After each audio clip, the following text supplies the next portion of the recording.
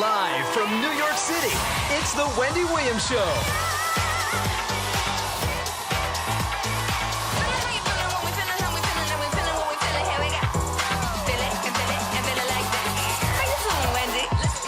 And now, here's our special guest host, SHERRI SHEPHERD.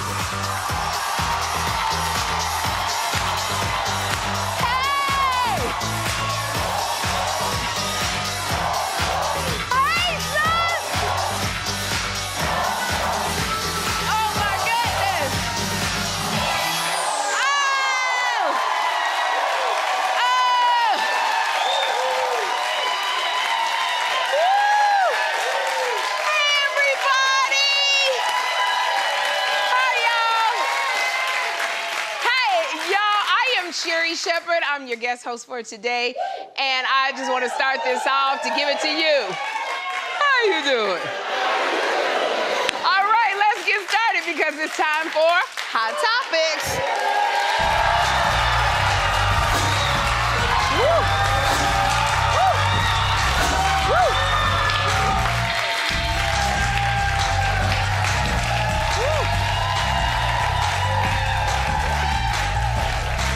Oh my goodness.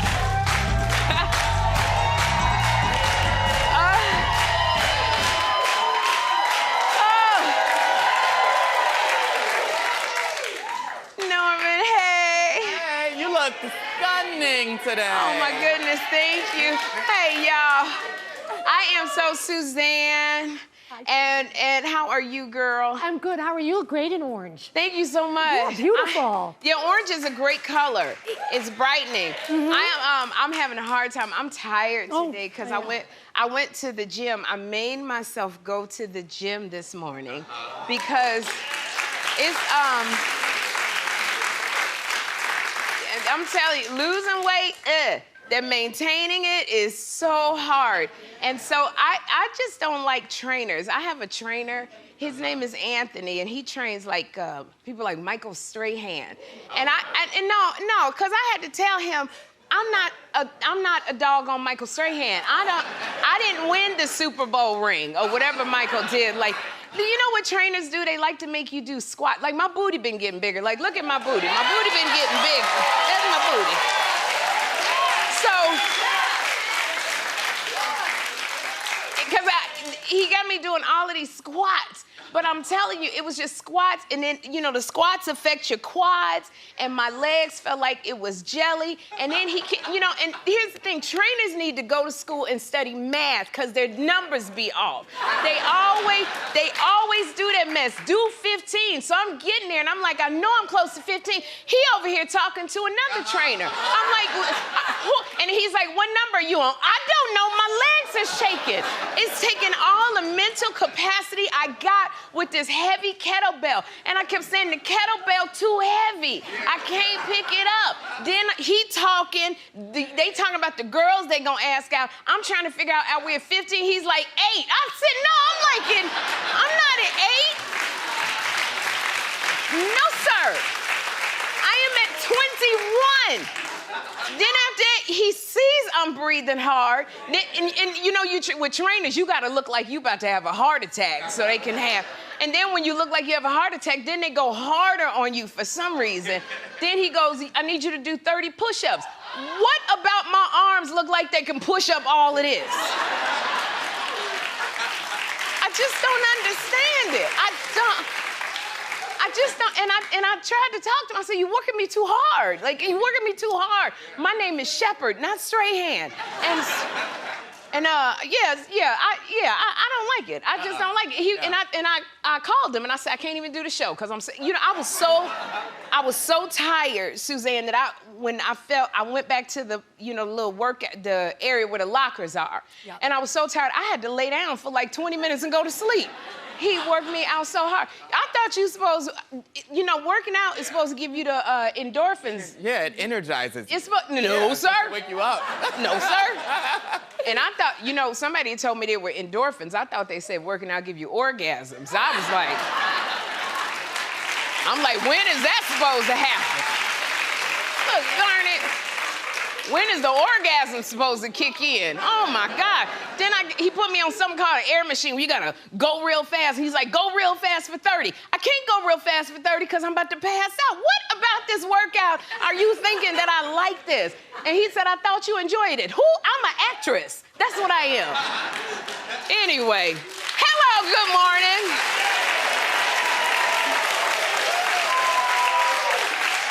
Good morning. I hope I haven't talked anybody out of going to the gym. If I have, I'm sorry, not sorry. All right, y'all. These hot topics, my goodness. On last night's Real Housewives of Beverly Hills, Kyle Richards' dog Bambi stole the show.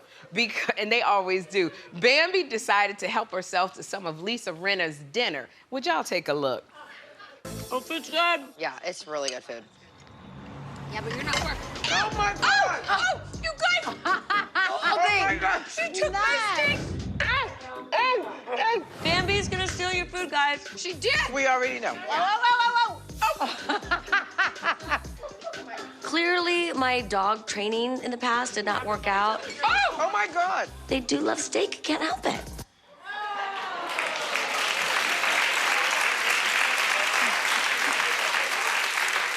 Okay, out of the whole thing, this is what cracked me up. Did you see Garcelle's face when that dog took? You can tell Garcelle's face said, no, we don't do that here. We don't. It was way too many dogs running around the food. Oh my gosh, the fact that the dog knew that she could get that dog on steak. I can relate to it because I have a Cane Corso named Lexi. She's my guard dog. She's 130 pounds. And so Lexi just stands there. She never comes close to the table, but she stands there because she knows that Jeffrey's gonna drop something from the table. And I'm gonna tell you, dogs are like that. They just stand there. That's the kind of faith we need. We just stand there knowing the blessing's just gonna come at any point.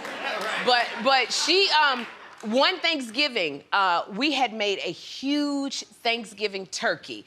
Basted it all night, Norman, put all of the seasonings on there. And we put those seasonings, you know, kick your mama kind of seasonings, all the soul foods, the kind with the sodium that's gonna give you the heart attack. We put those on the turkey. And then I had to go pick up the honey baked ham. We left to pick up the honey baked ham, and I had it on the counter. That dog jumped up on the counter, took the whole turkey. So when I got back, all I saw on the floor was this big-ass turkey carcass. The tin was overturned. I was so mad because she had ate, and it was like 14 or 15 people coming over. I had stayed up all night basting that turkey. And then the dog gonna look at me like, what did I do?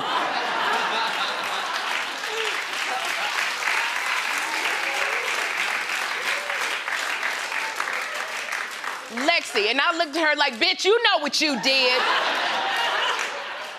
Took that doggone thing, and then, but here's the thing, see, Lexi she not used to kick your mama soul food seasoning. And all of the seasoning that I put in there, oh, you talking about somebody, her stomach hurt all weekend. She was pooping everywhere the entire weekend. I had to get the Stanley steamer people, Suzanne, to come in and clean the carpets. I looked at her, I was like, yeah, bitch, you won't be doing that no more, will you? You won't be eating my turkey no more, will you? No sympathy. So she had turkey, Lexi had turkey, we had Cornish hen the whole Thanksgiving. So that's Lisa Rinna, you better put a stop to that. Boy, you put some soul food seasoning on your food. I bet you that'd be the last time they get that dog going. That was a lot of dogs running through the kitchen, through the food. Oh my goodness. It was like, you gotta like stop the dogs from, I don't like dogs running in and out when I'm eating and all. That I don't like them running in and out when I'm eating and when they keep putting their head in between your legs. Like you know, they be sniffing. You can't walk because all the dogs be sniffing on you. I said, but I wish men was like that, but good grief. Too much too early. So y'all, Cardi B's husband, Offset, he put her cooking skills on blast. So Offset shared a video of hot wings that Cardi had burned. Dang! Oh my gosh, look at that. So now the internet is slamming Cardi. And I go, please, why are you slamming Cardi? What are the lyrics in WAP? She said, I don't cook, I don't clean, but at something I got that ring. Yeah, I don't cook, I don't clean. Let me show you how I got that ring, okay?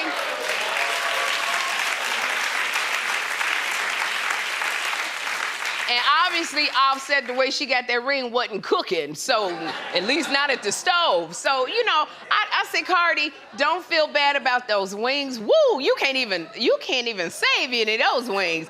But, you know, here's the thing. Cardi is busy. She got the 2 kids. A lot of us aren't the best cooks. We don't, you know, they used to say that a way to a man's heart is through his stomach. I say a way to a man's heart is through DoorDash. That's what I say. I do.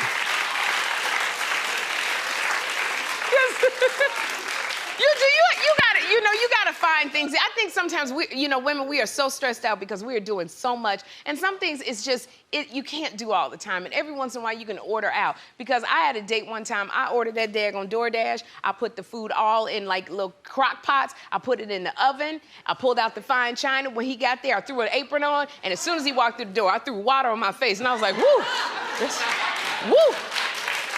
I pulled that food out and put it on the thing, on the plate. He never knew the difference between what I had ordered out and what he thought I cooked. So sometimes you can do that. But ladies, you gotta find a few staple items that you can cook, because a man wanna know you can cook something. And I remember country star and celebrity chef Trisha Yearwood. She's got this recipe that her mother created. Look at her, look at Trisha, called company chicken. And this is her dad, when her dad would make it when folks would pop up unexpectedly, and then her mother would whip up the same chicken recipe for the company every single time. So it's that kind of thing. Oh, and the sidebar, Trisha Yearwood, she cooks really well because she used to come on The View all the time, and we could never ask her questions because we were always eating her food at the table. So, and I remember also, there was an article in January of 2006 in Glamour magazine, and they made something called engagement chicken.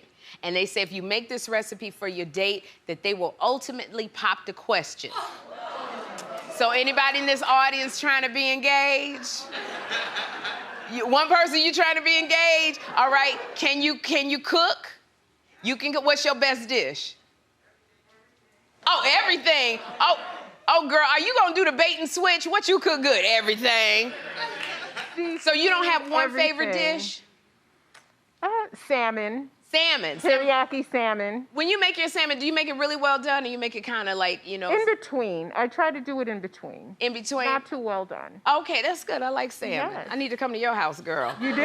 You do. Because every time I order / cook it, it don't come out good. So you're trying to be engaged. Oh, yeah. All right, please. I'm a wife. Okay. You are a wife. You are made to be a wife. Period. All right, well, yes. would you please make this chicken the engagement chicken and let us ma'am. know if it comes through? Okay. Yes, ma'am, I will. All right, if you don't get the engagement ring from him, I'm gonna give you one. You just make, I'm gonna give you a ring, girl. Thank you. Your day gonna be made. Yes, ma'am. Look, Cardi B, I say don't feel bad because you are raising the babies, you're trying to make chicken for Offset, and you're putting out platinum albums. You can't do everything at once. So, girl, you know, tell Offset to sit down, get the DoorDash, keep it moving. What'd she say? Oh, there you go. Oh, my goodness. Madonna. Now, Madonna is on the prowl. She is 63 years old. Are you saying no? Suzanne, yes, she just broke up with her 28-year-old boyfriend. Yeah. Mm-hmm. So, yes, look at this baby right here. Oh, my goodness.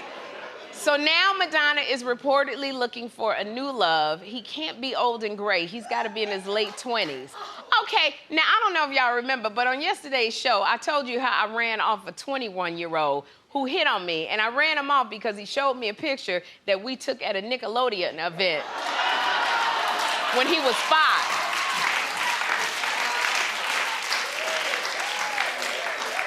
Okay, which completely made me go, okay, this little boy is 21 years old when he showed me that picture of him. And so I'm saying to Madonna, I don't know why you gotta get somebody who's 30 years young. I know it makes you feel young. It's like the elixir of life. But some of these young boys, let them stay young. Cause I remember when she put her tongue in Drake's mouth, Norman, when she put, remember that? Look, and then look at Drake's face. He like, oh my gosh.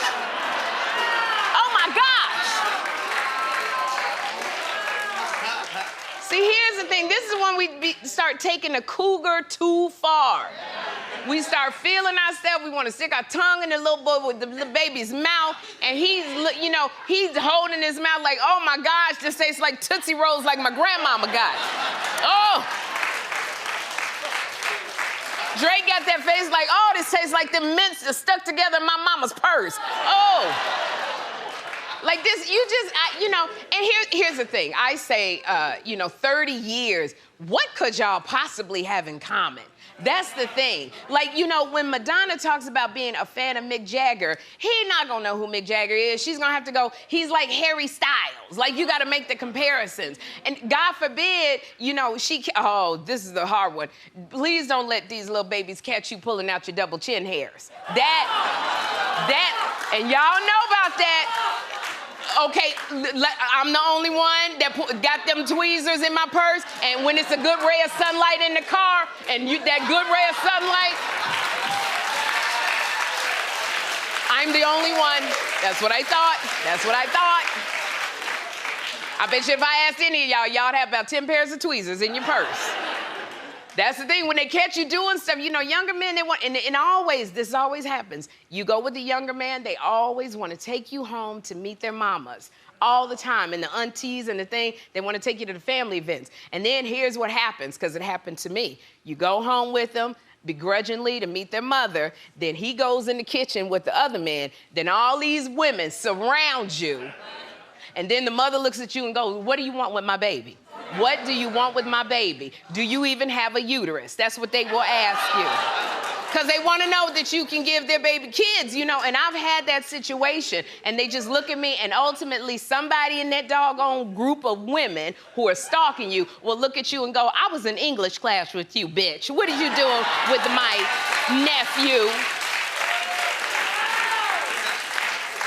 That's what you're gonna get, Madonna. Oh my goodness, girl. But you know what, give a man who's your age a chance, because I think that there are men who are older and who are seasoned who could really show you a good time, and you could still, like, let the baby have his innocence and the purity, and let him just grow up. Madonna, at 4 in the morning, and that's another thing I wanted to say to Madonna, and women my age, about this. At 4 in the morning, when your legs lock up, when your leg lock up like this, and you be hitting it, that leg lock up, and you over there, Suzanne, you be like, oh shoot, oh my gosh. You don't know what to do with that leg? You need a man your age to know, baby, you need potassium and magnesium. I'm gonna go get that. All right, Madonna. All right, Madonna. I'm gonna say one last thing to you, Madonna. You need a man that knows when that leg lock up, when them fingers be all crazy. You need a man your age to know to get you some mustard packets and some pickle juice. That's what I'm just saying. I'm just saying. You tell a little young boy, Drake, give me a mustard packet. He gonna be like, is it a hot dog? No, yeah. My leg done locked up. So y'all, Ryan Seacrest had a wardrobe malfunction on the live finale of American Idol. And Ryan says that his underwear was a little too revealing, and it revealed too much of his private parts. So during the commercial break, Ryan and his hairstylist, they swapped underwear.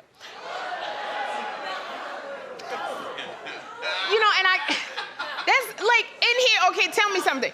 Clap if you would swap underwear with somebody if the show, you're not even clapping, your arms are like, you not getting nothing of mine.